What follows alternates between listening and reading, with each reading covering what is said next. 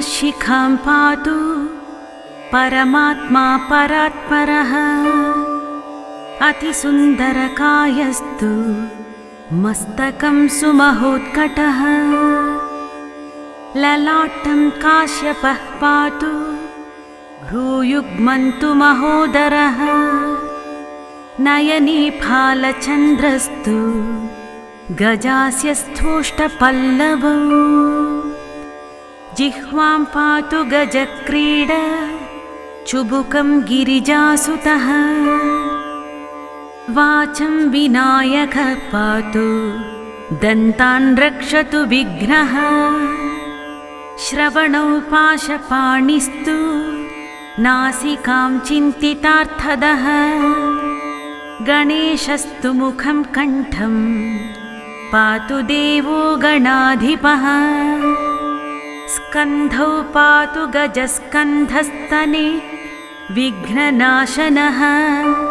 हृदयं गणनाथस्तु हेरम्भो जठरं महान्। धराधरः पातु पार्श्वौ पृष्ठं विघ्नहरः शुभः। लिङ्गं गुह्यं सदा पातु वक्रतुण्डो महाबलः। गजक्रीडो जानुजङ्घे ऊरू मङ्गलकीर्तिमान्। एकदन्तो महाबुद्धिः पादौ गुल्फो सदावतु। क्षिप्रप्रसादनो बाहु पाणिह्यशास्त्रपूरकः। अङ्गुलीश्च नखान् पातु पद्महस्तोरिनाशनः। सर्वाङ्गाणि मयूरेशो विश्वव्यापी सदावतु। आनुप्तमपि यत्स्थानं धूमकेतु सदावतु। आमोदस्त्यग्रतुः पातु प्रमोदपृष्ठतोऽवतु। प्रार्थ्यां रक्षतु बुद्धीश आग्नेयं सिद्धिदायक। दक्षिणश्यामुमापुत्रो नैऋत्यान्तु गणेश्वरः। प्रतीच्यां विघ्नहर्ता व्याद्वायव्यां गजकर्णकः। कौबेर्यां निधिपः पातु ईशान्यामीशनन्दनः। दिवात्यादेकदन्तस्तु रात्रौ सन्ध्यासु विघ्नहृत्। राक्षसासुरभेताळ ग्रहभूतापिशाचतः।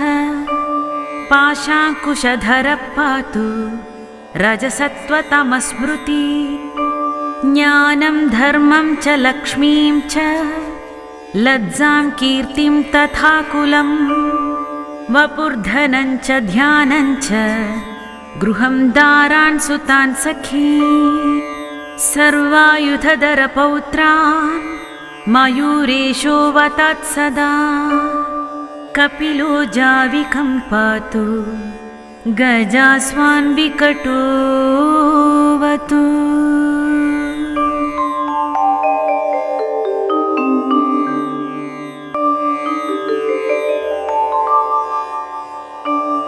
विनायकशिखां पातु परमात्मा परात्परः। अतिसुन्दरकायस्तु मस्तकं सुमहोत्कटः। ललाटं काश्यपः पातु भ्रूयुग्मन्तु महोदरः। नयने फालचन्द्रस्तु गजास्य स्थोष्टपल्लवौ। जिह्वां पातु गजक्रीड चुबुकं गिरिजासुतः। वाचं विनायकः पातु दन्तान् रक्षतु विघ्नः। श्रवणौ पाशपाणिस्तु नासिकां चिन्तितार्थदः। गणेशस्तु मुखं कण्ठं पातु देवो गणाधिपः। स्कन्धौ पातु गजस्कन्धस्तने विघ्ननाशनः। हृदयं गणनाथस्तु हेरम्भो जठरं महान् धराधरः पातु पार्श्वौ पृष्ठं विघ्नहरः शुभः लिङ्गं गुह्यं सदा पातु वक्रतुण्डो महाबलः गजक्रीडो जानुजङ्घे ऊरू मङ्गलकीर्तिमान् एकदन्तो महाबुद्धिः पादौ गुल्फो सदावतु क्षिप्रप्रसादनो बाहु पाणिह्यशास्त्रपूरकः अङ्गुलीश्च नखान् पातु पद्महस्तोरिनाशनः सर्वाङ्गाणि मयूरेशो विश्वव्यापी सदावतु आनुप्तमपि यत्स्थानं धूमकेतु सदावतु आमोदस्त्यग्रतु पातु प्रमोदपृष्ठतोऽवतु प्रार्थ्यां रक्षतु बुद्धीश आग्नेयं सिद्धिदायक दक्षिणश्यामुमापुत्रो नैऋत्यान्तु गणेश्वरः प्रतीच्यां विघ्नहर्ता व्याद्वायव्यां गजकर्णकः कौबेर्यां निधिपः पातु ईशान्यामीशनन्दनः दिवात्यादेकदन्तस्तु रात्रौ सन्ध्यासु विघ्नहृत् राक्षसासुरभेताळ ग्रहभूतापिशाचतः पाशाङ्कुशधरः पातु रजसत्त्वतमस्मृति ज्ञानं धर्मं च लक्ष्मीं च लज्जां कीर्तिं तथा कुलं वपुर्धनं च ध्यानं च गृहं दारान् सुतान् सखी सर्वायुधधरपौत्रान् मयूरेशो वतात् सदा कपिलो जाविकं पातु गजास्वान् विकटोऽवतु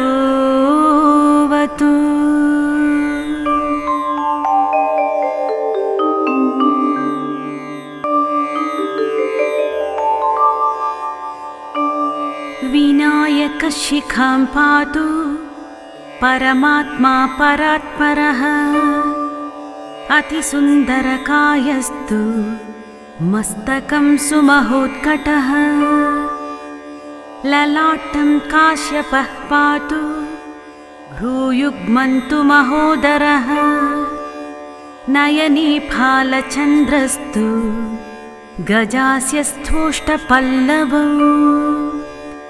जिह्वां पातु गजक्रीड चुबुकं गिरिजासुतः वाचं विनायकः पातु दन्तान् रक्षतु विघ्नः श्रवणौ पाशपाणिस्तु नासिकां चिन्तितार्थदः गणेशस्तु मुखं कण्ठं पातु देवो गणाधिपः स्कन्धौ पातु गजस्कन्धस्तने विघ्ननाशनः हृदयं गणनाथस्तु हेरम्भो जठरं महान् धराधरः पातु पार्श्वौ पृष्ठं विघ्नहरः शुभः लिङ्गं गुह्यं सदा पातु वक्रतुण्डो महाबलः गजक्रीडो जानुजङ्घे ऊरू मङ्गलकीर्तिमान् एकदन्तो महाबुद्धिः पादौ गुल्फो सदावतु क्षिप्रप्रसादनो बाहु पाणिह्यशास्त्रपूरकः अङ्गुलीश्च नखान् पातु पद्महस्तोरिनाशनः सर्वाङ्गाणि मयूरेशो विश्वव्यापी सदावतु आनुप्तमपि यत्स्थानं धूमकेतु सदावतु आमोदस्त्यग्रतु पातु प्रमोदपृष्ठतोऽवतु प्रार्थ्यां रक्षतु बुद्धीश आग्नेयं सिद्धिदायक दक्षिणश्यामुमा पुत्रो नैऋत्यान्तु गणेश्वरः प्रतीच्यां विघ्नहर्ता व्याद्वायव्यां गजकर्णकः कौबेर्यां निधिपः पातु ईशान्यामीशनन्दनः दिवात्यादेकदन्तस्तु रात्रौ सन्ध्यासु विघ्नहृत् राक्षसासुरभेताळ ग्रहभूतापिशाचतः पाशाङ्कुशधरः पातु रजसत्त्वतमस्मृति ज्ञानं धर्मं च लक्ष्मीं च लज्जां कीर्तिं तथा कुलं वपुर्धनं च ध्यानं च गृहं दारान् सुतान् सखी सर्वायुधधरपौत्रान् मयूरेशो वतात् सदा कपिलो जाविकं पातु गजास्वान् विकटोऽवतु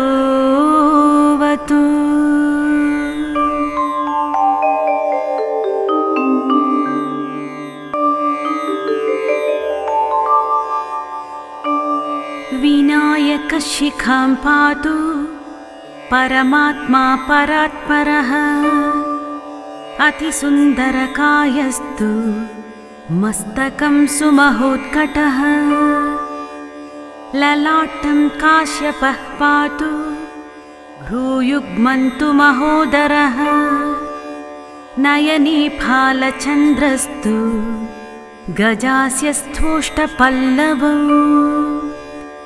जिह्वां पातु गजक्रीड चुबुकं गिरिजासुतः वाचं विनायकः पातु दन्तान् रक्षतु विघ्नः श्रवणौ पाशपाणिस्तु नासिकां चिन्तितार्थदः गणेशस्तु मुखं कण्ठं पातु देवो गणाधिपः स्कन्धौ पातु गजस्कन्धस्तने विघ्ननाशनः हृदयं गणनाथस्तु हेरम्भो जठरं महान् धराधरः पातु पार्श्वौ पृष्ठं विघ्नहरः शुभः लिङ्गं गुह्यं सदा पातु वक्रतुण्डो महाबलः गजक्रीडो जानुजङ्घे ऊरू मङ्गलकीर्तिमान् एकदन्तो महाबुद्धिः पादौ गुल्फो सदावतु क्षिप्रप्रसादनो बाहु पाणिह्यशास्त्रपूरकः अङ्गुलीश्च नखान् पातु पद्महस्तोरिनाशनः सर्वाङ्गाणि मयूरेशो विश्वव्यापी सदावतु आनुप्तमपि यत्स्थानं धूमकेतु सदावतु आमोदस्त्यग्रतु पातु प्रमोदपृष्ठतोऽवतु प्रार्थ्यां रक्षतु बुद्धीश आग्नेयं सिद्धिदायक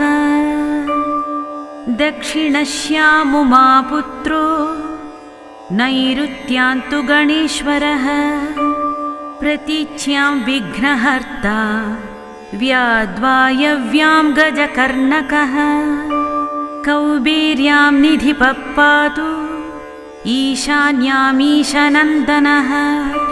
दिवात्यादेकदन्तस्तु रात्रौ सन्ध्यासु विघ्नहृत् राक्षसासुरभेताळ ग्रहभूतापिशाचतः पाशाङ्कुशधरः पातु रजसत्त्वतमस्मृति ज्ञानं धर्मं च लक्ष्मीं च लज्जां कीर्तिं तथा कुलं वपुर्धनं च ध्यानं च गृहं दारान् सुतान् सखी सर्वायुधधरपौत्रान् मयूरेशो वतात् सदा कपिलो जाविकं पातु गजास्वान् विकटोऽवतु।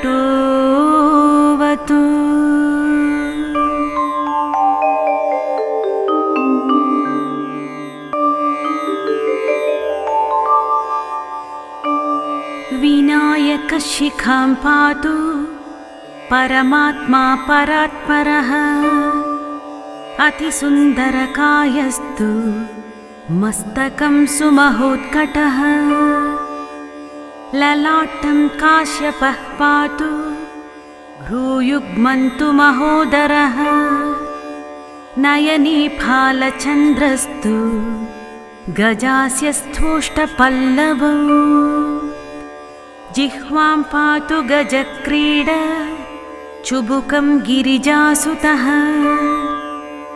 वाचं विनायकः पातु दन्तान् रक्षतु विघ्नः श्रवणौ पाशपाणिस्तु नासिकां चिन्तितार्थदः गणेशस्तु मुखं कण्ठं पातु देवो गणाधिपः स्कन्धौ पातु गजस्कन्धस्तने विघ्ननाशनः हृदयं गणनाथस्तु हेरम्भो जठरं महान् धराधरः पातु पार्श्वौ पृष्ठं विघ्नहरः शुभः लिङ्गं गुह्यं सदा पातु वक्रतुण्डो महाबलः गजक्रीडो जानुजङ्घे ऊरू मङ्गलकीर्तिमान् एकदन्तो महाबुद्धिः पादौ गुल्फो सदावतु क्षिप्रप्रसादनो बाहु पाणिह्यशास्त्रपूरकः अङ्गुलीश्च नखान् पातु पद्महस्तोरिनाशनः सर्वाङ्गाणि मयूरेशो विश्वव्यापी सदावतु आनुप्तमपि यत्स्थानं धूमकेतु सदावतु आमोदस्त्यग्रतु पातु प्रमोदपृष्ठतोऽवतु प्रार्थ्यां रक्षतु बुद्धीश आग्नेयं सिद्धिदायक दक्षिणश्यामुमापुत्रो नैऋत्यान्तु गणेश्वरः प्रतीच्यां विघ्नहर्ता व्याद्वायव्यां गजकर्णकः कौबेर्यां निधिपः पातु ईशान्यामीशनन्दनः दिवात्यादेकदन्तस्तु रात्रौ सन्ध्यासु विघ्नहृत् राक्षसासुरभेताळ ग्रहभूतापिशाचतः पाशाङ्कुशधरः पातु रजसत्त्वतमस्मृति ज्ञानं धर्मं च लक्ष्मीं च लज्जां कीर्तिं तथा कुलं वपुर्धनं च ध्यानं च गृहं दारान् सुतान् सखी सर्वायुधधरपौत्रान् मयूरेशो वतात् सदा कपिलो जाविकं पातु गजास्वान् विकटोऽवतु।